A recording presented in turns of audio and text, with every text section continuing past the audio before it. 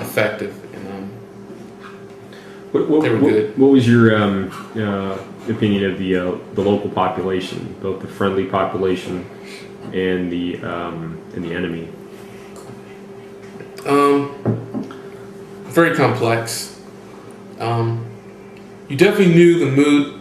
You definitely knew when you were going to take some sort of significant contact based on the mood of the locals, the fence sitters. The Mooj heavily saturated that area, and they definitely had an aura, you know. And it wasn't necessarily always your foreign fighters. It was just your hardened criminals, you know, that just. It's a border town, and smuggling is something that they've done for decades and centuries. So to answer your question, the fence sitters, I think, you know, the friendly population definitely wanted to see which side the fight was going to go. The insurgency, which were majority all criminals and crime ring leaders, definitely didn't like this being that we were definitely an eyesore,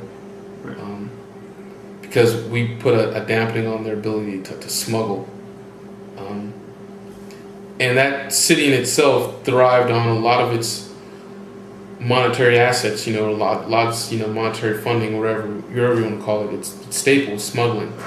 It didn't matter if it was weapons or sheep or whatnot. Smuggling was just something they do, and everyone was on the take in that town. It's a Wild West town. And us being there trying to restore some sort of balance, some sort of level of ethics or some level of, you know, morals, you know, we're trying to, you know, revamp and re-educate these people on, you know, how to do this. And it's a city where the unemployment rate is like 90%. And, you know, Saddam didn't pay him too much attention when he was in power, and now here we are, and we're trying to, you know, put them back on the right track, and where they live day to day, they don't see long-term projection. Yeah. So it's very frustrating, very complex, you know, trying to gauge them. More times than one, they would rather sit back and, you know, watch, you know, an ambush occur rather than try to do something proactive, unless it affected their own personal livelihood. We just got a little less than a minute on this tape, but what would your number one lesson learned be for future officers going into this kind of a small wars environment? Definitely have a well established staff, you know, to do, you know, civil military affairs, that piece to kind of hit that.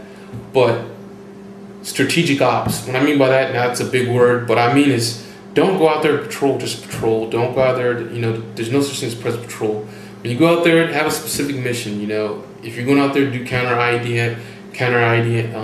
you know, OPs, or, you know, ambush, OPs, whatever, MSR security, but go out there to do specific things and do strategic hits, do quick precision hits on what you want to pull out based on your mission. That's how you're going to be effective out there, and, you know, vary it up, you know, and working, you know, small hits, small but effective. Don't use this huge mass and just throw Marines out there just to patrol. It needs to be precise. Okay. Raise and corner knocks. Okay. Okay. Thank you for your time.